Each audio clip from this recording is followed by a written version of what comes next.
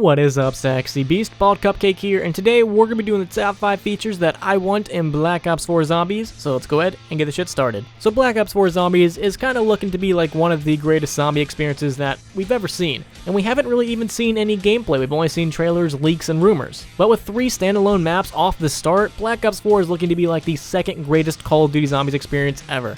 As we all know, Black Ops 1 is obviously going to be the best, but depending on what features they add in Black Ops 4 Zombies and which ones they actually return, it could probably be one of the greatest zombies experiences we've ever seen. So let's go ahead and jump into the 5 features that I would like to return, starting off with number 5, Double Pack-a-Punch. Now when I say Double Pack-a-Punch, I don't mean the Black Ops 2 and or the Black Ops 3 version. The Black Ops 2 Double Pack-a-Punch was pretty retarded. It just gave you an attachment on some weapons, and half the weapons couldn't even be Double Pack-a-Punched.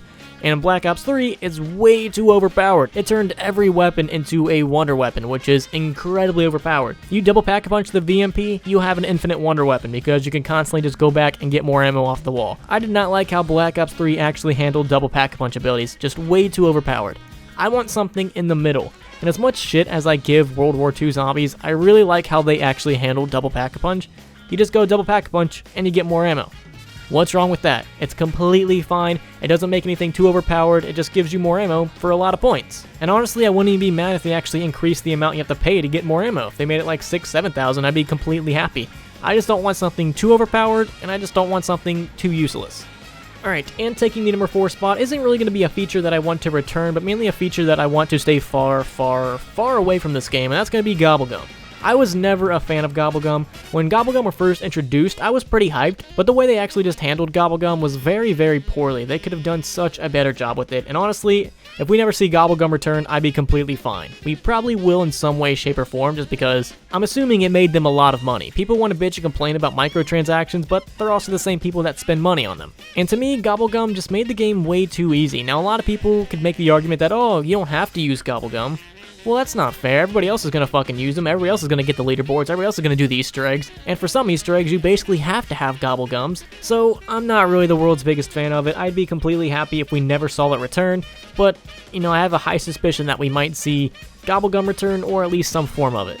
Alright, and taking the number 3 spot is going to be No Man's Land. Now, No Man's Land is something that I've wanted to return for so long. It's such a great idea. A place where you can just go and hoard a bunch of points up, but you're not going to be able to get like a million of them. It's not like the bank in Black Ops 2, where you can just go and grab 100,000 points.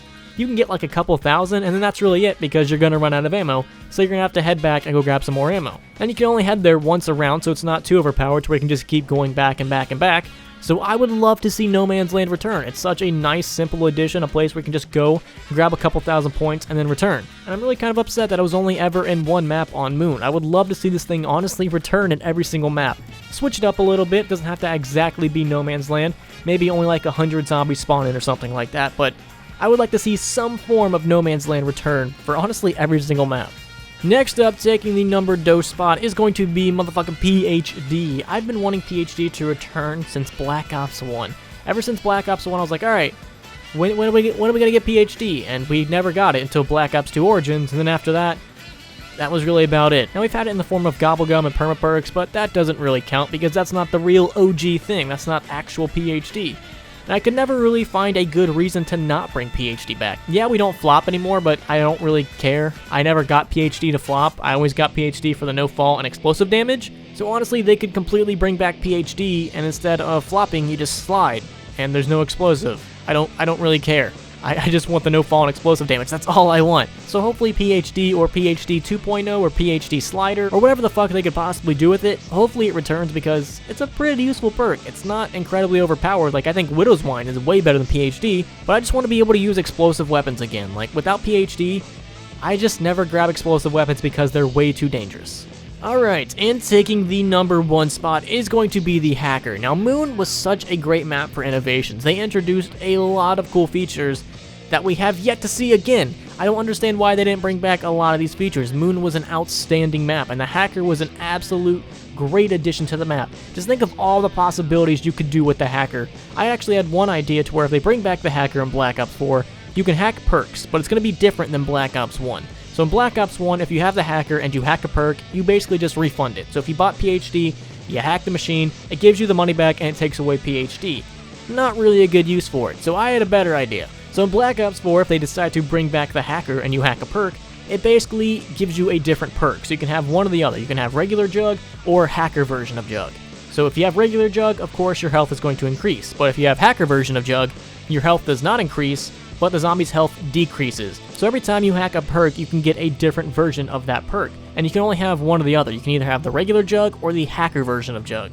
And let's say you hacked Speed Cola. So regular Speed Cola allows you to reload faster, but if you get the hacked version, zombies will swipe at you a lot slower.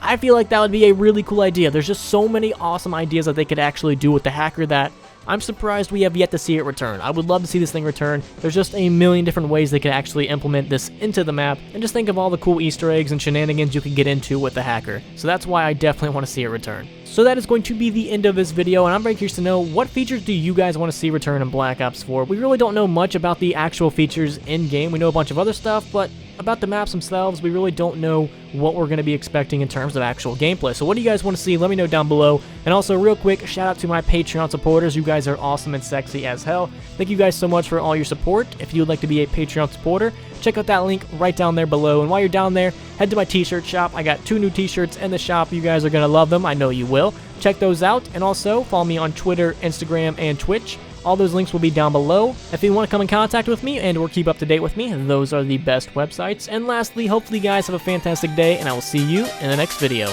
Peace.